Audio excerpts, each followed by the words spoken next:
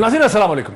नाज़रीन, एक बहुत ही मुख्तसर तौर पे आपको बताऊं कि एक बहुत शुरू में कि एक इम्पॉर्टेंट डेवलपमेंट तो वो है जहां हमें पीटीआई के सोर्सेज से मसलसल ये पता चल रहा है कि पंजाब के चीफ मिनिस्टर उस्मान बुज़दार साहब को बदलने पे बिल आखिर वज़ीर आज़म पाकिस्तान जनाब इमरान खान साहब ने रजामंदी का इजहार कर दिया और इस हवाले से एक कमेटी कॉन्स्टिट्यूट कर दी गई है, बना दी गई है, जो देखेगी कि उनकी रिप्लेसमेंट जो है, क्योंकि 3 4 5 उसमें नाम है, कौन सा सबसे मुनासिब कैंडिडेट होगा जो पंजाब के चीफ मिनिस्टर उस्मान बुज़दार को रिप्लेस कर सकता है। तवक्को तो ये थी कि शायद इसके बाद टेंशन्स में कमी आए, लेकिन टेंशन्स जो हैं वो सियासी ढांचे में हमें बढ़ती नज़र आती हैं। ये तो अब से चंद घंटे पहले बिलावल जरदारी भुट्टो ने एक बहुत ही तेज़ व तुंद किस्म की उन्होंने एक प्रेस कॉन्फ्रेंस की वज़ीर आज़म के हवाले से, वो मैं टुकड़ा आपको सुनाता हूँ।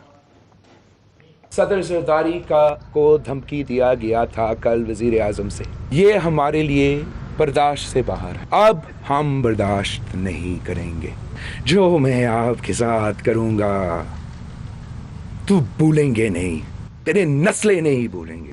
ये जो बंदूक की नशिस्त की बात कर रहा था कल, हमने कभी बंदूक इस्तेमाल नहीं की, मगर हमें बंदूक इस्तेमाल करने जानते हैं। हमें ज़िंदगी और मौत का धमकी देंगे तो फिर आप उनका कॉन्सिक्वेंसेस को भी खुद बर्दाश्त करें। जो ये हरकतें हैं, ये डेस्परेशन के हरकतें हैं। ये एक ऐसे वक्त पे बिलावल भुट्टो की तकरीर आई है जब मौलाना फजल रहमान का जो उनकी जो गार्ड्स हैं अंसार के नाम से, वो पार्लियामेंट्री लॉजेस में दाखिल हो चुके हैं। उसकी फुटेज गालिबन आप टेलीविज़न स्क्रीन पे देख सकते हैं। खासा बड़ा एक मसला बना है, तमाम टेलीविज़न चैनल इसे दिखा रहे हैं, लेकिन मौलाना बज़द हैं कि ये बिल्कुल बेज़रर हैं। पुलिस वहाँ बहुत बड़ी तादाद में जमा है। तो सवाल ये पैदा होता है कि चीज़ें जो हैं वो किस तरफ जा रही हैं। लीगल डेफिनेशंस का भी इशू है। फवाद चौधरी साहब ने जो एक्सप्लेनेशन, फवाद चौधरी साहब ने ये कहा कि आर्टिकल 63(1)A के तहत जो लीडर ऑफ द हाउस है, जो पार्टी हेड हैं, वो उस मेंबर को डिस्क्वालीफाई कर सकते हैं जो पार्टी डिसिप्लिन के खिलाफ जाके वोट डालेगा। वो एक एक्सप्लेनेशन उनकी लीगल के, वो भी मैं आपको सुनाता हूँ, फिर बड़ी पिक्चर की तरफ चलता हूँ। जो रीड है आर्टिकल 63(1)A, उसके तहत तो स्पीकर को ये जो डिक्लेरेशन का इख्तियार है कि एक आदमी उसने फ्लोर क्रॉस किया या नहीं किया, ये इख्तियार जो है ये लीडर ऑफ दी पार्टी का है। लीडर फैसला करेगा कि किसी आदमी ने हाउस फ्लोर क्रॉस किया या नहीं किया, और उसके बाद स्पीकर ने उसकी डिक्लेरेशन जारी करनी है। लिहाजा ये तो बेतुकी बात है कि आइन कहे कि नहीं, पहले तो आप खिलाफ वर्जी कर लें और फिर हम आपको सजा देंगे। सो खिलाफ वर्जी से ही रोकना जो है वो आर्टिकल 63(1)A।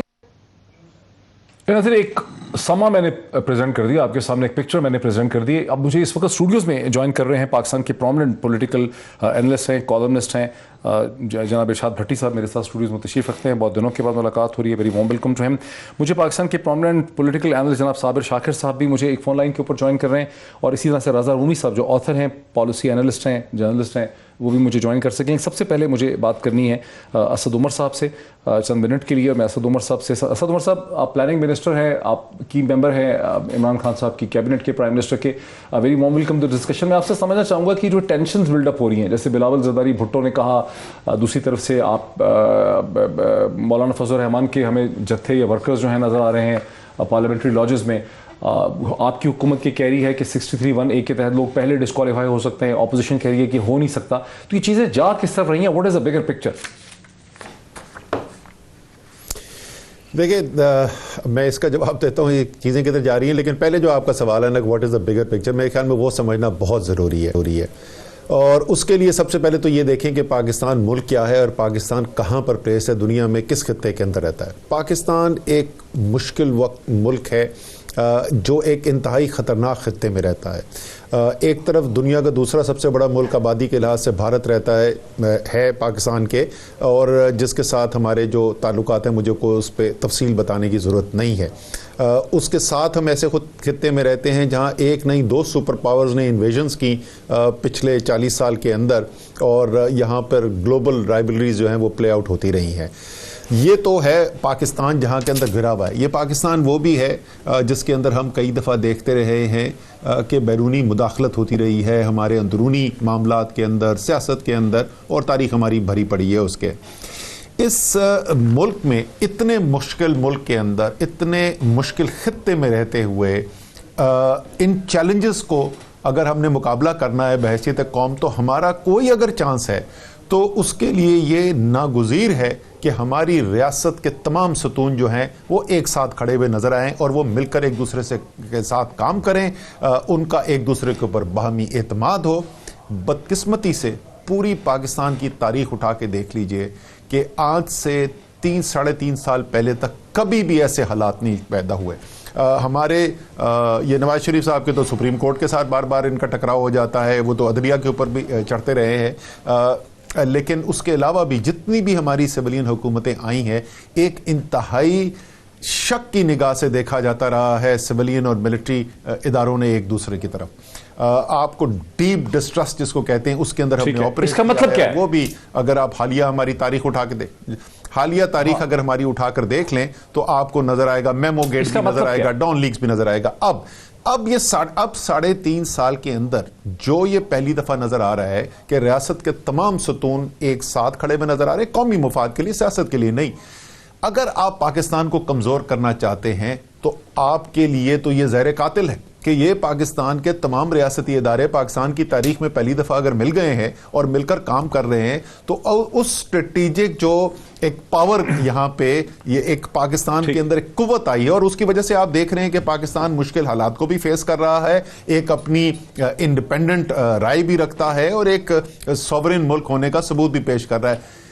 ہم اس کے اوپر اس وقت ایک حملہ دیکھ رہے ہیں. یہ صرف ایک سیاسی جماعت اور دوسری سیاسی جماعت کی بات نہیں ہے, یہ ایک ووٹ آف نو کانفیڈنس. آپ سمجھتے ہیں کہ یہ ساری چیز جو ہے, لیکن اسد عمر صاحب اپوزیشن کی جماعتیں بھی تو, اسد عمر صاحب دوسری طرف سے آرگومنٹ یہ ہوگا کہ پی پی پی, پی ایم ایل این اور یہ جو جماعتیں ہیں یہ مین سٹریم جماعتیں ہیں, وہ کیوں پاکستان کے اندر سول ملٹری ریلیشن شپ کو ڈسٹرب کرنا چاہیں گی؟ آپ کا اشارہ کیا ہے, کیا کہنا چاہ رہے ہیں آپ؟ لیکن حقیقت کیا ہے, پچھلے آپ پرانی ان کی تاریخ جو ہے وہ تو ہے ہی ہے, آپ کو پتا ہے کہ کس طریقے سے ٹکراؤ ہوتا رہا ہے ان کا ملکی ملٹری اداروں کے ساتھ. آپ پچھلے 10 سال اٹھا کے دیکھ لیں نا, دونوں حکومتیں اٹھا کے دیکھ لیں. میمو گیٹ کے اندر کیا ہوا تھا, اس کے بعد آ جاتی ہے نواز شریف کی حکومت. نواز شریف جو ہیں وہ نریندر مودی کے ساتھ بیٹھتے ہیں کھٹمنڈو میں, برکھا دت کی کتاب پڑھ لیں آپ, اور وہ چھپ کر اپنی عسکری اداروں سے کہتے ہیں مجھے میرے عسکری اداروں سے بتائیں. یہ حقیقت ہے میرے بھائی. یہ کیوں کرتے ہیں؟ اس کی ایک سے زیادہ وجہ ہو سکتی ہے, شاید اس لیے کرتے ہیں ان سب کی اربوں کی دولت جو ہے وہ باہر پڑی ہوئی ہے, اس لیے یہ کمپرومائز ہیں باہر. ٹھیک ہے, شاید یہ اپنی ذات کے لیے ملک کو بیچنے کے لیے تیار ہیں. ہاں اسد عمر صاحب, یہ تو ایک بڑی پکچر ہوگی. آپ سمجھتے ہیں کہ اپوزیشن جو ہے وہ بیسکلی اس کے پیچھے کوئی ہے اور سول ملٹری جو ایک ریلیشن شپ ہے اس کو یہ ڈسٹرب کرنا چاہتے ہیں. جو آپ ہمیں اطلاع مل رہی ہے کہ پنجاب کے چیف منسٹر عثمان بزدار صاحب کو بدلنے کا فیصلہ ہو گیا, جسے بہت ویلکم بھی کیا جا رہا ہے, اس کے بارے میں آپ سمجھتے ہیں اس کے بعد سے جو آپ کے اندر ایک رفٹ پڑی ہوئی ہے پی ٹی آئی کے اندر, وہ ہیل کر جائے گی؟ جو خطرہ تھا کہ کچھ لوگ ناراض ہیں, کچھ گروپس یہاں سینٹر میں اور پنجاب میں. دیکھیں جی, اس وقت تو جو ہے ہماری توجہ مکمل طور پر وہ عدم اعتماد کی تحریک کے اوپر ہے, جیسے منطقی بات ہے, ہر شخص کو ظاہر ہے یہی دیکھے گا. اس کے علاوہ پنجاب کے اندر کیا کرنا ہے نہیں کرنا وہ وزیر اعظم کے فیصلے ہیں, جس وقت وہ مناسب سمجھتے ہیں, اگر کوئی تبدیلی کرنے کی وہ ضرورت سمجھتے ہیں تو وہ کر لیں گے. اس کے لیے وہ مشاورت کرتے رہتے ہیں, ابھی بھی ان کی مشاورت چل رہی ہے, اور یہ کوئی خاص پہلی دفعہ نہیں ہوا, تو وہ ایک عمل ہے وہ ساتھ جاری رہے گا. لیکن اس وقت جو تمام تر توجہ ہے اور تمام مرکز جو ہے ہماری کوششوں کا, وہ اس عدم اعتماد کی تحریک کو شکست دینا ہے, جو انشاءاللہ تعالی آپ دیکھیں گے اس کو شکست ہوگی. اچھا, اسی میں لاسٹ کوئک کوسچن ہے کہ عدم اعتماد کی تحریک کے حوالے سے جو فواد چودھری صاحب نے کہا, جو آپ کی پارٹی کے اور لوگ کہہ رہے ہیں جیسے باقی لوگ نہیں مانتے جیسے اعتزاز احسن, وہ تو یہ ہے کہ 63(1)(a) میں آپ کی پارٹی جب اسپیکر کو بتا دے گی کہ بھئی جو ووٹ ڈالنے آتا ہے پارٹی ڈسپلن کے خلاف, وہ در حقیقت اس کا ووٹ انویلڈ ہو جائے گا. جی یہ دیکھیں, میں تو قانونی ماہر نہیں ہوں, میں آئینی ماہر نہیں ہوں, لیکن میں ایک منطق سے اگر میں استعمال کر کے دیکھوں تو یہ عجیب و غریب قانون ہے. اگر میں ان کی انٹرپریٹیشن مانگ دوں, جن لوگوں کی یہ کہتے ہیں کہ بعد میں ہوگی ڈسکوالیفیکیشن, کہ غیر آئینی قدم ہو رہا ہے, اقدام کیا جا رہا ہے, اسپیکر صاحب کے سامنے ہو رہا ہے, وہ اس کو اجازت دیں گے کہ غیر آئینی اقدام ہو جائے, اور اس کے بعد جو ہے جس وقت وہ لاشا گر جائے خدا نخواستہ, تو اس کے بعد مقدمہ کیا جائے گا. جس طریقے سے اگر میں اس کو کرمنل لا سے کروں تو انٹینٹ ٹو مرڈر جو ہے وہ بھی جرم ہوتا ہے, اس کے اوپر بھی قانون حرکت میں آتا ہے. منطق تو یہی کہتی ہے. منطق تو یہی کہتی ہے. بہت شکریہ. عمر صاحب کیبنٹ ممبر ہیں, پلاننگ منسٹر ہیں, پاکستان کے federal planning minister, prime minister کی دست راست ہیں, ان کو آپ نے پرسپیکٹو سنا. میں سیدھا اگر چلوں صابر شاکر صاحب کی طرف. صابر شاکر صاحب, مجھے ایسا لگتا ہے تحریک انصاف کے اندر اس وقت دو قسم کی اوپینینز, ایک اسٹریٹجی چل رہی ہے. ایک طرف سے میں بات کر چکا ہوں کئی کیبنٹ ممبر سے, وہ کہہ رہے ہیں کہ ایک کمیٹی واقعی بنا دی گئی ہے عثمان بزدار صاحب کی ریپلیسمنٹ ڈھونڈنے کے لیے. دوسری طرف سے ہے کہ اس کو پبلکلی ایکنالج نہیں کیا جا رہا, وہ کہ سارے ٹیلی ویژن چینل اس کو ڈسکس کر رہے ہیں کہ چیزیں جا اسی طرف رہی ہیں کہ عثمان بزدار کی ریپلیسمنٹ ڈھونڈی جائے گی, لیکن غالباً حکمت عملی یہ ہے کہ ووٹ آف کانفیڈنس سے پہلے وہ ووٹ آف کانفیڈنس کے بعد ہو. یہ ایک طرح کا ریوارڈ ہوگا ووٹ آف کانفیڈنس میں لوگوں کے ساتھ رہنے کے لیے. دیکھیں, یہ اتنی آسان چیز ہے نہیں, کیونکہ اگر سمپل ڈسٹرسٹ بہت ہے, کون کس پہ اعتبار کرے گا یہ مشکل ہے کہنا. اور اگر عثمان بزدار صاحب کو تبدیل کیا جانا ہے تو اس کا ایک آسان طریقہ یہ ہے کہ وہ ریزائن کر دیں, اور ریزائن کرنے کے بعد جو طریقہ ہے آئین اور قانون میں, وہ گورنر ان کا کر لیں گے اور انہیں کہیں گے اگلے لیڈر آف دی ہاؤس آنے تک آپ اپنا کام جاری رکھیں, اور وہ وزیر اعلیٰ کے طور پہ کام کرتے رہیں گے. اور ایوان جو ہے وہ نیا لیڈر آف دی ہاؤس کھپ نہیں پڑ جائے گی ایک کہ سارے دھڑوں میں جھگڑا نہیں مچ جائے گا, کنسنسس کینڈیڈیٹ لانا مشکل نہیں ہو جائے گا جب تک پہلے بات چیت نہ ہو گئی ہو. تو اس کی دوسری وجہ یہ ہے نا کہ جی اگر وہ کہتے ہیں کہ پہلے مرکز کی صورتحال کو ڈیفیوز کریں اور اس کے بعد پھر لے کے آئیں گے پنجاب میں تبدیلی. ٹھیک. اور اس کو پھر ایک اور اینگل سے بھی دیکھا جا رہا ہے کہ 5 رکنی کمیٹی بنا دی, اور وہ 5 رکنی کمیٹی علیم گروپ سے رابطہ کرے گی, ترین گروپ سے رابطہ کرے گی, ہم خیال سے کرے گی, کاف لیگ سے کرے گی, اور پھر پی ٹی آئی کے اپنے لوگ ہوں گے, اور ان کے ساتھ کانسنسس کے ساتھ ایک امیدوار لایا جائے گا. اب سمپل سی بات ہے کہ کانسنسس نہیں ہوتا, کانسنسس نہیں ہوگا تو وہ کہیں گے کیونکہ جی کسی ایک پہ اتفاق نہیں ہو رہا, اس لیے عثمان بزدار صاحب اپنا کام جاری رکھیں اور یہی وزیر اعلیٰ رہیں گے. اچھا, یہ ویسے آپ نے بڑی انٹرسٹنگ بات کی, مطلب آپ ٹرسٹ نہیں کر رہے یہاں پہ. ارشاد بھٹی صاحب بنیادی طور پہ صابر شاکر صاحب سمجھ رہے ہیں کہ یہ ایک طرح سے شاید کوئی پلوئے ہے, یہ چیزوں کو ٹائم بائنگ سکیم ہے. مجھے نہیں لگ رہا, میں نے لوگوں سے بات کی, وہ کہتے ہیں اصولی طور پہ پارٹی میں عثمان بزدار بہت انپاپولر ہیں, اور فائنلی مطلب یہ بات پرائم منسٹر نے مطلب دیکھیے کہ اس موقع پہ اس لیے فیصلہ ہو گیا ہے کہ عثمان بزدار سے آگے چلنا ہے, اس کی ایک ریپلیسمنٹ ڈھونڈنی. اب ریپلیسمنٹ میں مسئلہ ہے کہ کئی دھڑے ہیں, ایک طرف پرویز الہی صاحب ہے, ایک طرف علیم خان ہے, ایک صدر پنجاب کا دھڑا ہے, کچھ لوگ کہتے ہیں کہ میاں اسلم اقبال صاحب کو ہونا چاہیے. تو خاصے کینڈیڈیٹس.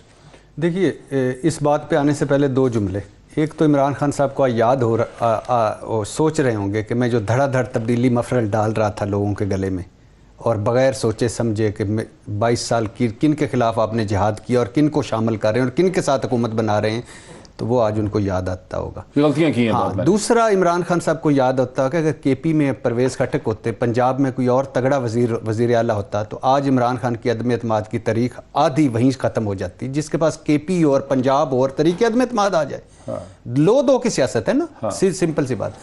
تیسری بات ہے کہ آپ نے کہا اصولی, کیا اصولی؟ کوئی اصول نہیں اس وقت دونوں دھڑوں پہ, کوئی منطق نہیں, کوئی اخلاقیات نہیں. کامیڈی مزاحیہ فلمیں چل رہی ہیں اور عجیب و غریب یہ ایک سرکس لگی ہوئی ہے. کیا عمران خان صاحب کو پتہ نہیں تھا کہ یہ جو میں عثمان بزدار کو لگا رہا ہوں تو اس کتنی تبدیلی, کتنے دھرنوں میں میرے ساتھ تھے, کتنا تبدیلی سفر میرے ساتھ, اس وقت اصول نہیں تھے. آج بس مس کر چکے ہیں عمران خان صاحب. اب وہ عمران آپ سمجھتے ہیں کہ جو اس وقت صورتحال ہے وہ سنبھل نہیں سکتی؟ نہیں, وہ پہلے والی کہ اگر یہ پنجاب کی بہتری, عوام کی بہتری, میرے نعروں کی بہتری, میرے منشور کی بہتری, لوگوں کی بہتری, وہ ختم ہے. اب عمران خان صاحب سیاست کر رہے ہیں اس وقت. وہ عمران خان صاحب کی جو سیاست میں دیکھتا ہوں, جیسے نواز شریف صاحب کی, جیسے زرداری صاحب کی, کہ جب اپنے گردن پہ آتا ہے تو کچھ بھی قربان کرنے کو تیار ہو جاتے ہیں. تو عمران خان صاحب کو اگر طریقے عدم اعتماد میں 10% بھی فائدہ ہوا, اور جو ہونا ہے, یہ آپ کی بات سچی ہے کہ 6 دھڑے ہیں اس وقت, 6 کے وزیر اعلیٰ ہیں. چینا گروپ, پرویز الہی گروپ, جہانگیر ترین گروپ, علیم گروپ, چودھری سرور گروپ, علیم گروپ تو جہانگیر خان ترین کے نمائندے ہیں, لیکن ان میں بھی ابھی تک ایک نہیں ہوا کہ ایک وزیر ہے. تو اب عمران خان صاحب کا وہ جو 5 رکنی کمیٹی ہے, یہ کوئی اتنے بچے ہیں کہ وہ کہیں گے کہ چلو پہلے ہم آپ کی عدم اعتماد کی تاریخ ناکام بناتے ہیں, پھر اب آپ ہمیں وزارت اعلیٰ دے دیں گے. نہیں, اب عمران خان صاحب بارگین سیٹ پہ نہیں ہیں, ویک وکٹ پہ ہیں. ٹھیک ہے. تو اب وہ یہ کریں گے. اور عثمان بزدار کیا, عمران خان صاحب تو اپنے جو سب سے چہتے کوئی اور بھی ہیں اگر مرکز میں, ان کی بھی قربانی دے دیں گے. ان کو پتہ چلا کہ آپ یہ سمجھ رہے ہیں کہ مرکز میں جو عدم اعتماد کی موومنٹ ہے, جو تحریک ہے, وہ اس موو سے جو انیشیٹو لیا ہے عثمان بزدار کو چینج کرنے والا، اس سے رکنے والی نہیں ہے؟ نہیں، اب فرق پڑے گا اگر سارے متفق ہو جائیں کسی ایک پہ، وہ پرویز الہی ہوں، وہ علیم خان ہوں، وہ کوئی اور ہو، اگر سارے متفق ہو جاتے ہیں تو فرق پڑے گا۔ اور اب یہ جو عمران خان صاحب کر رہے ہیں یہ ایک لمحہ نہیں لگ، ابھی بھی کر سکتے ہیں، ابھی بھی کرنے کو تیار ہے، مگر عثمان بزدار کی قربانی وہ ابھی بھی اس لیے اختیار نہیں، ایک خطرہ ہے نا کہ عثمان بزدار کو اچانک پھینک دیں گے تو ریپلیسمنٹ نہیں ہوگی، جھگڑا ہو جائے گا۔ نہیں، یہ ریپلیسمنٹ کینڈیڈیٹ کیا ہے؟ وہ کہہ رہے ہیں، ان کا کہنا ہے کہ سارے مل کے بیٹھو، ایک بندہ مجھے دو، وہ عثمان بزدار کی جگہ لگاؤ، اور اس کے بدلے میں مرکز میں آ کے آپ تحریک عدم اعتماد میں یہی کہہ رہے ہیں، سمپل سی بات ہے۔ تو ان کی طرف سے دیر ہے جو وہ دھڑے ہیں، عمران خان صاحب کی طرف سے کوئی دیر نہیں ہے، یہ کمیٹی دکھاوا ہے صرف۔ عمران خان صاحب ابھی بھی چینج کرنا، اگر وہ سارے متفق ہو جائیں کہ معید صاحب، میں یہی کہہ رہا ہوں، میں یہی کہہ رہا ہوں، بندہ یہ لے۔ رضا رومی صاحب، ظاہر ہے آپ کے دیکھنے کا زاویہ بڑا مختلف ہوگا، آپ سمجھتے ہیں کہ عثمان بزدار کی ریپلیسمنٹ تحریک انصاف اور پرائم منسٹر عمران خان جلدی سے ڈھونڈ سکیں گے؟ میرا نہیں خیال معید صاحب کے ایسا ممکن ہوگا، کیونکہ جس طرح سے پنجاب حکومت جو ہے وہ بہت ہی ایک تھن میجورٹی اور پی ایم ایل کیو پر ڈیپینڈنٹ ہے، اور جب آپ اس طرح کے جو حالات ہیں اس وقت سیاسی بے یقینی جو جاری، آپ نے دیکھا کہ پی ایم ایل کیو بھی دونوں ہی کشتیوں میں سوار ہے، ایک طرف مونس الہی جو ہے وہ حکومت کی سپورٹ کا بار بار اعادہ کر رہے تھے، دوسری جانب چودھری شجاعت صاحب خود پہنچ گئے اسلام آباد، اگرچہ کہ وہ علیل بھی ہیں اور لوگ ان کی عیادت کو جا رہے تھے، اور اس کے باوجود وہ جا کر جو ہے اپوزیشن کے رہنما ان سے ملاقاتیں بھی کر رہے تھے، وہاں پر وہی پنجاب کی وزارت اعلیٰ پہ بھی بات ہو رہی تھی۔ تو اس وقت یہ بہت ہی ایک مشکل صورتحال ہے، بلکہ جو بڑا خطرہ یہ ہوگا عثمان بزدار صاحب کو ہٹانے کا کہ اس کے بعد دوبارہ گورنمنٹ فارم کرنا مشکل ہو جائے گا پنجاب میں۔ تو جب گورنمنٹ فارم کرنا مشکل ہو جائے گا تو اس سے سیاسی بحران میں مزید اضافہ ہوگا۔ یہ جو دھڑے ہیں اس وقت، جو علیم خان گروپ ہے، ترین گروپ ہے، اور دیگر کئی اور جو ہیں گروپ سامنے ابھر کر آئے ہیں، 3 کم از کم گروپس کا تو ذکر کیا جا رہا ہے، تو اس سے مزید کمپلیکیشن ہو سکتی ہے۔ دیکھیے، یہ اب معاملہ اس طرح سے ہے کہ جس طرح سے پولرائزیشن بھی ہو چکی ہے پاکستان میں سیاسی فرنٹ کے اوپر، یہ ایک سیاسی مسئلہ تھا، خان صاحب نے اس کو سیاسی طور پہ ہینڈل نہیں کیا، یہ پہلے سے برو کر رہا تھا، بن رہا تھا، اور بہت سی ایسی چیزیں جو کی جا سکتی تھیں۔ اب یہ ہے کہ اب جو ہے فائنل فیصلہ فیڈرل لیول کے اوپر ہی ہوگا، اور اس میں دیکھتے ہیں کہ اپوزیشن کی کتنی تیاریاں ہیں، ان کے دعوے جو وہ کر رہے ہیں بلند و بانگ، ان میں کس حد تک صداقت ہے، یا کس حد تک وہ عمران خان صاحب ناراض جو ان کے لوگ ہیں باغی لوگوں کو واپس منا لیں گے۔ اصل کوسچن اس وقت یہ ہے۔ جی اچھا، اصل کوسچن یہ ہے، میرے پاس اگر وقت ہے تو میں صابر شاکر صاحب کا کوئی کامنٹ لے لوں۔ صابر شاکر صاحب، 1 منٹ ہے، آپ نے کہا تھا کہ ان کو ریپلیس کر دینا چاہیے، ان کو ریزائن کروائیں عثمان بزدار سے، لیکن آپ نے سنا کہ آپ کے دونوں ہمارے جو پارٹیسپینٹس ہیں وہ سمجھتے ہیں کہ خاصا مشکل ہے نیا کینڈیڈیٹ اس طرح سے لانا، بیکاز پنجاب میں میجورٹی سلم تھی اور یہ آسان نہیں ہے۔ پرائم منسٹر بھی اسی لیے ڈرتے تھے، وہ سمجھتے تھے کہ یہ ایک طرح کا ٹریپ ہے کیونکہ اس پہ پارٹی پھنس سکتی ہے۔ بالکل، میرا بھی یہی خیال ہے کہ یہ ایک کارڈ کھیلا ہے گورنمنٹ نے، اور وہ کارڈ سوچ سمجھ کے کھیلا ہے کہ نہ نومن تیل ہوگا، نہ رادہ ناچے گی، اور عثمان بزدار صاحب جو ہیں وہ جاری و ساری رکھیں گے اپنا کام فار ایور، اور ان کو نہیں، فار ایور نہیں ہو سکتا صابر شاکر صاحب، میری اس میں بہت مخالفت ہے۔ دیکھیں، بھٹی صاحب نے جو بات کی ہے نا، یہ ہو رہی ہے بارگیننگ، پی ایم شپ پنجاب کی تبدیلی کو بارگیننگ چپ کے طور پہ استعمال کیا جا رہا ہے۔ اب وہ بارگیننگ چپ کا وقت گزر چکا ہے، اب کوئی بھی میرا خیال ہے اس وقت اپنا کارڈ لوز نہیں کرے گا، کوئی بھی کارڈ لوز نہیں کرے گا بغیر کسی وجہ کے۔ اچھا، بریک میں لے لوں حکومت نے ہمیں جو خبر ہے ذرائع سے، تحریک انصاف کے ذرائع سے، وہ یہی ہے کہ پرائم منسٹر عمران خان نے بالآخر یہ فیصلہ کر لیا، انہوں نے یہ گو ہیڈ دے دیا۔ کل رات کے 10 بجے کے بعد سے اس حوالے سے بہت مشاورت ہوئی ہے اور ایک کنسنسس ہے کہ عثمان بزدار صاحب سے تحریک انصاف کو پنجاب میں آگے جانا ہے، لیکن کسے چیف منسٹر بنانا ہے اس حوالے سے صلح مشورے ہو رہے ہیں۔ خاصا مشکل قسم کی یہ گھڑی ہے، اس پہ مزید ہم بات کرتے ہیں کہ کس حد تک تحریک انصاف فائدہ اٹھا پائے گی، کس حد تک نہیں اٹھا پائے گی، ایک بریک کے بعد۔ नाज़रीन, खासी गंभीर किस्म की सूरत हाल है। प्रोग्राम के शुरू में असद उमर साहब से हम बात कर चुके हैं। हम आपको ये भी बता चुके हैं कि उस्मान बुज़दार साहब को रिप्लेस करने का फैसला असूली तौर पे हो चुका है, कमेटी बन चुकी है, लेकिन वहाँ भी सूरत हाल क्लियर नहीं है कि कमेटी कितनी जल्दी फैसला कर सकेगी और किस हद तक प्राइम मिनिस्टर इमरान खान और उनकी पार्टी को जो अदम एहतमाद की एक तहरीक उनके खिलाफ अपोजिशन ने लाई है, और बहुत पुरएतमाद है ये अपोजिशन की उस तहरीक में कामयाब हो जाएगी। वो समझते हैं कि 12 या 20 लोग जो हैं तहरीक इंसाफ के उन्होंने तोड़े हुए हैं। तो इस हवाले से आप बात करें। मेरे साथ स्टूडियोज़ में तशरीफ़ रखते हैं जनाब इरशाद भट्टी साहब, साबिर शाकिर साहब भी मेरे साथ हैं, रज़ा रूमी साहब भी मेरे साथ हैं। इरशाद भट्टी साहब, तहरीक इंसाफ ने एक प्रैक्टिकल इंटरप्रिटेशन की है 63(1)A की। ये आर्टिकल जो है ये 1997 में 1997 में नवाज़ शरीफ साहब ने हॉर्स ट्रेडिंग को और फोर्क क्रॉसिंग को रोकने के लिए लगाया था उस वक्त, क्योंकि उससे पहले की हिस्ट्री ये थी कि कभी मरी एक सेंटर बन जाता था, कभी छांगा मांगा बन जाता था। आप पुराने लिखने वाले आदमी, आपको एहसास है कि पुलिस वाले जो हैं वो लोगों को पेशाब करवाने के लिए ले जाया करते थे। मैंने एमएस को, मुझे पुलिस वालों ने खुद बताया कि वो शूशू करने के लिए भी साथ एक एसपी जाता था या एएसपी जाता था या डीएसपी जाता था ताकि किसी से बात ना कर लें। उस ज़माने में मोबाइल फ़ोन नहीं होते थे। फिर नवाज शरीफ साहब के पास जब पावर आई दोबारा, तो 1997 के मार्च में या अप्रैल में उन्होंने ये 14th अमेंडमेंट लाई, जिसके तहत पार्टी की डिसिप्लिन की अगर कोई खिलाफ वर्जी करेगा तो उसको पार्टी लीडर फायर कर सकता था। बाद में जनरल मुशर्रफ ने इसको वाटर डाउन करने की कोशिश की, फिर ये 18th अमेंडमेंट में ये वापस आ गई। Bye and large open vote में, जो नो कॉन्फिडेंस वोट है, अभी तक ऐसा नहीं हुआ कि अपनी ही पार्टी के लीडर के खिलाफ किसी ने वोट डाला हो, या मनी बिल में या इसके अंदर। ठीक, अब पीपीपी पीएमएलएन की इंटरप्रिटेशन ये है कि अगर किसी के खिलाफ कार्रवाई होगी, वोट वो पहले डाल दें, फिर 2-3-4 महीने तक कार्रवाई होती रहेगी। पीटीआई की इंटरप्रिटेशन ये है कि जब हमने ये डिक्लेयर कर दिया कि अंदर किसी ने नहीं जाना और हमने स्पीकर को लिख के दे दिया, और उसके बाद अगर कोई डालेगा तो उसका वोट नल एंड वॉइड होगा और वो इनवैलिड हो जाएगा। आपकी इसमें क्या तशरीह, आपको क्या समझ आ रहा है? अच्छा, पहली बात तो ये है कि मैं बड़ा हैरान हूँ, हमारे यहाँ ये डिस्कस होता है कि अपोजिशन भी बड़े फ़ख्र से कहती है और हुकूमत भी सुना है, कोई डंडा फोर्स बरदार वो बना रही है कि कोई हमारा बंदा डंडा बरदार या नारे मारने वाले या उनके घरों का पीछा करें या उनका वो करें कि खुदा का खौफ करो वगैरह। तो यानी ये कौन लोग हैं? ये हमारी जमहूरियत को कंधा देने वाले हैं। खुदा का खौफ, ऐसी ही है जमहूरियत। 50-100 लोटा है, उसका अपने नाम जमहूरियत रखा हुआ है। ऊपर वो हैं जो आल बचाओ माल बचाओ खाल बचाओ वाले हैं। गुलाम, ऊपर आका है, नीचे गुलाम दर गुलाम। किसी में 1% भी रवैया जमहूरी नहीं, ना उनकी पार्टियों में, ना उनके ज़हनों में, ना उनके दिलों में।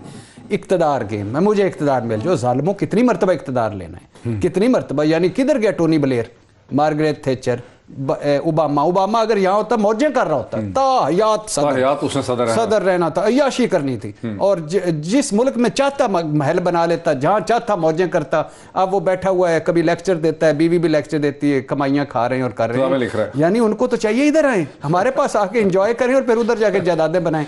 होगा क्या? कदम बढ़ा ओबामा, हम तुम्हारे साथ हैं, कदम। और जेल भी ओबामा जाता तो फूल फेंकते।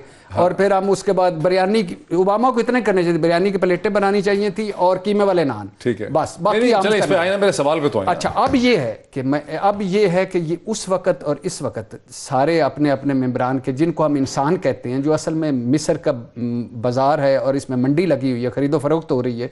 मैं तो मंतकी और असूली तौर पर इसके हक में हूँ कि क्यों जो ही वोट देने के बाद नाहल का क्या मतलब है? बिल्कुल सही। वोट देने आपको मैंने हटा दिया, बाद में मैं और पता ही है आखिरी 2 जुमले क्यों दे रहे हैं वोट। मिसाल के तौर पे जिस वक्त बड़ी खबर ये है कि क्यों दे रहे हैं, बड़ा जो मंतक आ रहा है, ये वो पैसों पे भी नहीं दे रहे, ओहदों पे भी नहीं दे रहे, ये टिकटों के लिए, नून लीग की टिकटें मिलेंगी तो अगले इलेक्शन कहने की एक्सप्लेनेशन है, लेकिन पैसों का भी सुन रहे हैं। अच्छा, ये पहले नाहल होना चाहिए, फिर बाकी आइन क्या कहता है मुझे नहीं पता। रज़ा रूमी साहब, इससे पहले कि मैं जाऊं साबिर शाकिर साहब के पास, रज़ा रूमी साहब, एक ऐसे मुल्क में जहाँ खुल्लम खुल्ला 99% लोगों का ये शक है कि पैसे यहाँ पे लगते हैं और हम फैटफ में पहले ही फंसे हुए हैं, और ज़ाहिर है ये अनडॉक्यूमेंटेड पैसा है, अनटैक्स्ड पैसा है, ये किसी डॉक्यूमेंटेशन में नहीं आता। तो ये ज़रूरी नहीं है कि इसको डिस्करेज किया जाए और जैसे ही कोई अपनी इंटेंशन शो कर दे कि मैं डालने लगा वोट अंदर आ जाता है, तो आप उसको डिस्क्वालीफाई करें और उसका इनवैलिड कर दें वोट, ताकि उसका वोट काउंट ना हो सके। देखिए, हॉर्स ट्रेडिंग तो किसी भी सूरत जो है वो उसकी इजाज़त नहीं होनी चाहिए। पहले हम भुगत चुके हैं इसका जो खमियाजा اور ہماری جمہوری جو پورا کا پورا پروسیس ہے، لیکن سوال یہاں پہ یہ پیدا ہوتا ہے کہ اس کو ثابت کرنا بہت مشکل ہوتا ہے. دیکھیے الزام لگانا تو آسان ہے کہ اتنے کروڑوں روپیہ آفر ہو گیا یا دے دیا گیا، اس کو ثابت کرنا جو ہے وہ مشکل ہوتا ہے. وہ جب تک آپ ثابت نہیں کر سکتے تو آپ اس وقت تک یہ والی کاروائی نہیں ہو سکتی. رہی بات یہ جو فلور کراسنگ کے خلاف جو قوانین آئے تھے، اس میں اب ایک بڑا کلیئر پروسیجر موجود ہے. مجھے رضا رومی صاحب کہا جا رہا ہے کہ ایک بریک لینی ہے، کوئی ڈیولپمنٹ ہے، کوئی بریکنگ ڈیولپمنٹ ہے، بریک لے لوں پھر واپس آتے ہیں. ناظرین ویلکم بیک. جیسے کہ آپ ٹیلی ویژن اسکرینس پہ دیکھ چکے ہیں کہ اسلام آباد میں پارلیمنٹ لاجز میں اسلام آباد پولیس نے ایکشن کیا ہے اور انصار الاسلام وہ جو گروپ ہے، وہ جو گارڈز بتایا جاتا ہے، لیکن بہت بڑی تعداد میں غالباً 150-200 گارڈ جو ہیں مولانا فضل الرحمان کے پارلیمنٹ لاجز میں گھس چکے ہیں گزشتہ چند گھنٹوں سے، جس میں بڑی تشویش تھی. پولیس وہاں پہ آئی بھی تھی، پولیس نے ایکشن کیا ہے، کچھ لوگوں کو گرفتار بھی کر لیا، کچھ لوگ زخمی بھی ہوئے ہیں. غالباً ایک MNA جو ہیں صلاح الدین ایوبی صاحب، ان کو بھی گرفتار کر لیا ہے جن کے کمروں میں یہ لوگ گھسے ہوئے تھے. اب ایک نئی صورتحال پیدا ہو گئی ہے. مولانا فضل الرحمان نے اس حوالے سے چند گھنٹے پہلے یا مولانا فضل الرحمان سے یہ سوال پوچھا گیا کہ آخر مقصد کیا ہے ان گارڈز کو یہاں بلانے کا، تو مولانا نے اس کا جواب دیا کیا، وہ میں آپ کو سناتا ہوں. اسی پولیس سے میں غیر محفوظ ہوں. یہ پولیس PTI کے کنٹرول میں ہے اور میرے اپنے اگر جماعت کے رضاکار ہیں وہ بھی آپ اس کو وہاں سے نکال دیں تو اس کا مطلب یہ ہے کہ وہ ممبران کو اغوا کرنے، ان کو کسی طریقے سے نقصان پہنچانے کا ایک برا ارادہ رکھتے ہیں، اور اس بدنیتی اور برے ارادے کی تکمیل ہم نہیں ہونے دیں گے. مولانا تو یہ کہہ رہے ہیں کہ پولیس سے اغوا کر لے، لیکن پولیس تو بعد میں آئی ہے. مولانا کے جو انصار ہیں جناب انصار الاسلام پہلے آ چکے تھے، لیکن مولانا ہی کے ساتھ جب خالد محمود صدیقی جو MQM کے رہنما انہوں نے ملاقات کی تو انہوں نے اس ملاقات میں بہت ہی عجیب قسم کے کامنٹس کیے، وہ سن لیتے ہیں. اپنا جائزہ لیں گے اور کیا یہ عدم اعتماد کی تحریک حکومت کی ہی تبدیلی تک رہے گی، کہیں جمہوریت اس کے بیچ میں تو نہیں آ جائے گی. ان سے اندازہ کرنے آئے تھے اور مختلف سیاسی رہنماؤں سے ہم ملاقاتیں کر بھی رہے تھے، آج بھی کی ہیں ہم. بہت ہی دلچسپ اور بڑا ہی خطرناک قسم کا یہ کامنٹ تھا، جس کے جواب میں فواد چوہدری صاحب سے یہ سوال پوچھا گیا تو فواد چوہدری صاحب نے اس کے حوالے سے یہ جواب دیا. ہماری جو کانسٹیٹیوشنل سکیم ہے اس میں فوج کو حکومت کے ساتھ ہی رہنا ہوتا، اور اگر فوج حکومت کے ساتھ نہیں ہوتی تو ظاہر ہے ہماری کانسٹیٹیوشنل سکیم کے وہ اس کے برعکس ہوگا. تو فوج نے تو اپنی آئین کے اوپر عمل کرنا، فوج آئین کے اوپر عمل کرے گی. اس سے پہلے ہم یہ بھی سن چکے تھے کہ director general inter services public relation DG ISPR بھی ایک پبلک ایڈریس کریں گے، ایک پریس کانفرنس کریں گے. وہ پریس کانفرنس ابھی تک نہیں ہوئی، یہ ہمیں پتہ بھی نہیں ہے کہ وہ پریس کانفرنس جو ہے وہ کس ایشو پہ کس حوالے سے ہوگی، لیکن ہم اس کا ایک انالیسس جو ہے وہ کر لیتے ہیں. ارشاد بھٹی صاحب، مولانا نے کیوں یہ ایک اس قسم کی صورتحال پیدا کر دی ہے بالکل ڈی چوک کے اوپر؟ دیکھیے، مجھے کوئی حالات اچھے نہیں لگتے نظر آ رہے. اس کی وجہ یہ ہے کہ جب آپ باتوں سے آپ گالیوں سے آپ اپنی فورسز تک پہنچ جائیں گے اور تھریٹس تک پہنچ جائیں گے، اور اس طرح جس طرح ابھی وہ ہو رہا ہے وچ از ویری بیڈ، یہ کسی کو کے لیے اچھا نہیں ہوگا. یہ مجھے نہیں سمجھ آتی مولانا صاحب نے کیوں لائے ہیں. مولانا صاحب، کسی کی کیا ضرورت ہے کہ مولانا صاحب کو کوئی ہاتھ لگائے یا بغیر محفوظ اٹھا لے، اغوا کر لے؟ ناٹ مولانا صاحب کو نیب نے جب بلایا تو مولانا صاحب نے کہا تھا میں پھاڑ کے پھینک دیتا ہوں. مولانا صاحب باقاعدہ لانگ مارچ لے کے آگے بیٹھے رہے، دھرنا دیے رکھا، کبھی کسی نے کچھ نہیں کہا. اور پارلیمنٹ لاجز کے آگے حرکت الانصار سمجھ نہیں آتی. اب وہ آ جائے گی تو تحریک انصاف اپنے بندے لائے گی، وہ آ جائے گی تو نون لیگ اپنے بندے لائے گی، وہ آ جائے گی تو پیپلز پارٹی اپنے بندے لائے گی، وچ از ویری بیڈ. اور یہ میں کہہ رہا ہوں، یہ سیاست کے لیے آگے مجھے اندھیرا لگتا ہے. یہ جو آپ پارلیمنٹ کی بات کر رہے تھے نا کہ وہ پہلے نااہل ہو جائے کے بعد، یہ بھی کیوس ہے. اسپیکر کچھ رولنگ دے گا، لوگ مانیں گے نہیں، اور رولز اپنی انٹرپریٹ آدھے ادھر ہو جائیں گے، آدھے ادھر ہو جائیں گے، باہر لڑائیاں ہوں گی، باہر گالم گلوچ ہوگی، وچ از ویری بیڈ. رضا رومی صاحب، آپ کو کیا سمجھ آتا ہے مولانا فضل الرحمان نے جو یہ غیر معمولی قسم کا اقدام اٹھایا جس کا مقصد ہی ظاہر تھا کہ ایک دنگا فساد ہو، یہ اس سے کیا حکمت عملی نظر آتی ہے، کیا اسٹریٹجی نظر آتی ہے مولانا کی آپ کو؟ دیکھیے، میرا تو یہ خیال ہے کہ ان کو اول تو یہ کرنا ہی نہیں چاہیے تھا، اس کی کوئی ضرورت ہی نہیں ہے. اننیسیسری ایک چیز ہے یہ ڈنڈا بردار فورس یا کوئی بھی ہو، لیکن یہ ایک نفسیاتی ٹیکٹک بھی ہے اور جیسے کہ آپ کو پتا ہے کہ ابھی بلاول بھٹو نے ایک لانگ مارچ جو ہے وہ ترتیب دیا اور وہ پہنچے، اوپر سے تحریک عدم اعتماد پیش ہو گئی، یہاں پہ مولانا صاحب اپنے لوگ لے آئے یہ اپنی شو آف اسٹرینتھ دکھانے کے لیے کہ اگر یہ تحریک عدم اعتماد جو ہے وہ کامیاب نہیں ہوتی تو یہ مستقبل کا ایک نقشہ جو ہے وہ کھینچنے کی کوشش کر رہے ہیں، ہر طرف سے وہ گھیرا ڈالنے کی کوشش کر رہے ہیں گورنمنٹ کو. اور یہ میں پھر سے وہی بات آپ کیا کہہ رہے ہیں کہ تحریک عدم اعتماد کامیاب نہیں ہوتی؟ ذرا صابر شاکر بھی ہمیں دوبارہ جوائن کیا. صابر شاکر صاحب، مجھے تو ایسا لگ رہا ہے کہ حکومت اور اپوزیشن کے درمیان چیزیں جس طرح سے جا رہی ہیں اس میں عدم اعتماد کی تحریک کی لیگل اور کانسٹیٹیوشنل اہمیت تو ختم ہی ہو جائے گی. یہاں تو کہیں لڑائی جھگڑا مار دھاڑ، میں یہ کہتا ہوں تم یہ کہتے ہیں، وہ والی صورتحال ڈیولپ کر رہی ہے. مجھے بھی یہی لگ رہا ہے جی کہ معاملات جو ہیں وہ بہت ہی جہاں پہ طاقت کا استعمال شروع ہو جائے، خاص طور پہ پولیٹیکل ایکٹیویٹیز کے دوران، اس سے زیادہ نقصان حکومت کو ہوتا ہے اور اپوزیشن کو اس کا نقصان کم ہوتا ہے، کیونکہ اپوزیشن کے پاس تو ہونے کے لیے کچھ بھی نہیں ہے، وہ تو آلریڈی اپوزیشن بینچوں پہ بیٹھی ہے اور اپنا کام کر رہی ہے. اور یہ ساری سچویشن جو ہم دیکھ رہے ہیں اس کا الٹیمیٹ فائدہ جو ہے وہ اپوزیشن کو پہنچے گا اور اس میں سسٹم کو نقصان پہنچنے کا زیادہ اندیشہ ہے. جب آپ پولیٹیکل جو ٹینشن ہے وہ اس حد تک بڑھ جائے کہ اس میں لاٹھی گولی، طاقت، گرفتاریاں، ان کا استعمال شروع ہو جائے تو پھر بہت مشکل ہوتا ہے. ارشاد بھٹی صاحب، یہ اسلام آباد پولیس نے کیوں کیا اس طرح سے؟ مطلب یہ پارلیمنٹیرینز کو گرفتار کرنے کی کیا ضرورت ہے؟ مطلب یہ تو ایسا لگ رہا ہے کہ اسلام آباد پولیس بھی کوئی پتہ نہیں بڑھانا چاہ رہی ہے اس معاملے کو. مجھے تو عجیب سا لگ رہا ہے کہ شیخ رشید صاحب کہاں ہیں، پہلی بات. دوسری بات، جب وہ کے سامنے فیڈرل لاجز کے بیٹھے ہوئے ریڈ ایریا ہے، ریڈ زون ہے، وہاں کیسے پہنچ گئے؟ تیسری بات ہے وہاں بیٹھے ہوئے ہیں تو مولانا صاحب سے کسی نے ڈائلاگ کیوں نہیں کیا کہ ان کو لے جائیں؟ پولیس والوں کو سسپینڈ کر دیا گیا جنہوں نے ان کو اندر آنے دیا. نہیں تو سسپینڈ کر دیں، اس کے بعد حل کیا نکلا؟ پہلے تو یہ ہے نا کہ مولانا صاحب لائے کیوں، دوسری بات ہے کہ وہاں بیٹھنے کیوں دیا گیا، تیسری بات ہے کہ اٹھایا کیوں نہیں، چوتھی بات یہ ہے کہ رائی کا پہاڑ بنا دیا. گرفتار اگر ان کو کرنا تھا تو اب وہ پارلیمنٹ لجے سے بتایا جا رہا ہے کہ وہ دروازے توڑ دیا، فلانا کر دیا. اب کیا ہوگا؟ اب اس کے بعد کیا ہوگا؟ اب رد عمل ہوگا، عمل رد عمل، اور اس میں وہی صورتحال ہو جائے گی کہ جو کسی کے قابو میں نہیں رہے گی. تو ابھی بھی وقت ہے، یہ کچھ کر لیں. یہ سیاستدان پتہ نہیں کیوں نہیں کرتے. کیا یہ ڈائلاگ سیاست تو ہوتے ہی اسی کا نام ہے کہ چند منٹ ہے میرے پاس. مجھے پتہ چل رہا ہے کہ مولانا فضل الرحمان پارلیمنٹ لاجز پہنچ گئے ہیں، گرفتاری دینا چاہتے ہیں. وہ کہتے ہیں مجھے گرفتار کر لیں.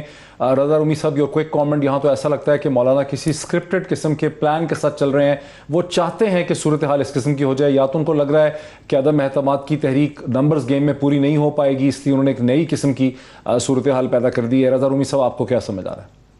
جی دیکھیے، وہ مولانا صاحب کی ظاہری باتیں اپنی وہ سیاست کھیل رہے ہیں، لیکن میرا نہیں یہ خیال کہ یہ ان کا کوئی پلان ہے. دیکھیے ایکشن تو پولیس کی طرف سے ہوا ہے نا، اور یہ جیسے ابھی صابر شاکر صاحب کہہ رہے تھے کہ حکومت کو اس طرح کے معاملات میں اور اس طرح کے حالات میں یہ اس سے گریز کرنا چاہیے.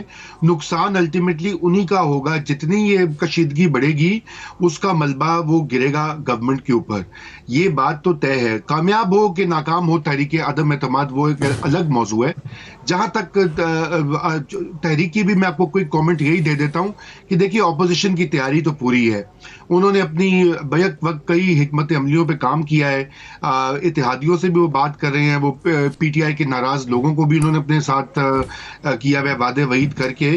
تو اس وقت ظاہری بات ہے گورنمنٹ انتہائی ڈیفینسو پر لگ رہی ہے اور یہ پینک والی سچویشن بن جاتی ہے. اور یہ میرے خیال سے خان صاحب کو اور وزیر داخلہ کو اس وقت یہ دیکھنا ہے کہ وہ گورنمنٹ کو مزید جو ہے وہ پینک کی سچویشن میں نہ دکھائیں، کمزور نہ دکھائیں. اگر انہوں نے مقابلہ کرنا تو ڈٹ کے کریں، لیکن اس طرح کی ہتھ کنڈوں سے انہی کا کام خراب ہوگا. ٹھیک ہے. صابر شاکر صاحب، چند گھنٹے پہلے تک صورتحال ایک لیگل کانسٹیٹیوشنل ڈیبیٹ کی لگ رہی تھی. بلاول بھٹو آ کے چلے گئے. حکومت اپنی نمبرز کی بات کر رہی ہے، لیگل بات کر رہی ہے. یہ جو صورتحال ڈیولپ کر رہی ہے، یہ جو مولانا نے جو صورتحال پیدا کر دی ہے جب وہ انصار الاسلام کو لے آئے، اس کے 200 لوگوں کو لے آئے، یہ آپ سمجھتے ہیں کہ یہ ایکسیڈنٹ ہو گیا ہے؟ یہ مولانا کے پاس کوئی اسکرپٹ ہے جس کے تحت مولانا ایک صورتحال کو انجینئر کر رہے ہیں؟ دیکھیں، میں اس کو باہر نہیں کرتا شفٹ ہے. یہ ایک گیم چل رہی ہے تحریک عدم اعتماد اپوزیشن ورسز حکومت اور لا اینڈ آرڈر کی سچویشن کو برقرار رکھنا گورنمنٹ کی ذمہ داری ہے. اگر الانصار کے لوگ آئے ہیں تو ان کی گرفتاری بڑے اچھے طریقے سے بھی ہو سکتی ہے.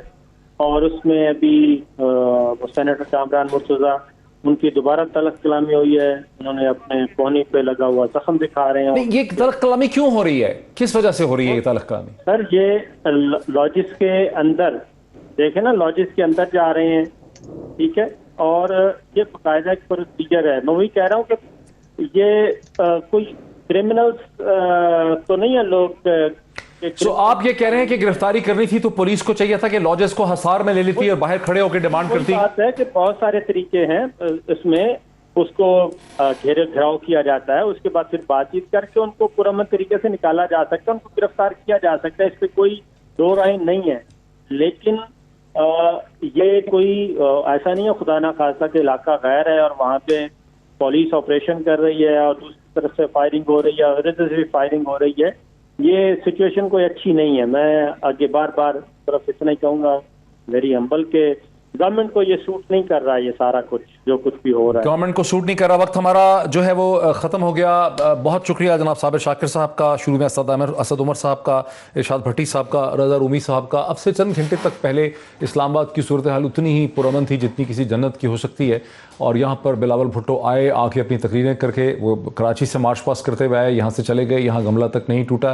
لیکن گزشتہ چند گھنٹوں میں یہاں اب ایک عجیب و غریب قسم کی صورتحال پیدا ہو گئی ہے جو بالکل ہی غیر متوقع تھی. یہاں تو یہی لگ رہا تھا کہ ایک لیگل کانسٹیٹیوشنل بحث ہو رہی ہے، اسی پہ منہ ماری ہوگی، اسی پہ بحث ہوگی، وہیں الفاظ کا ٹکراؤ ہوگا.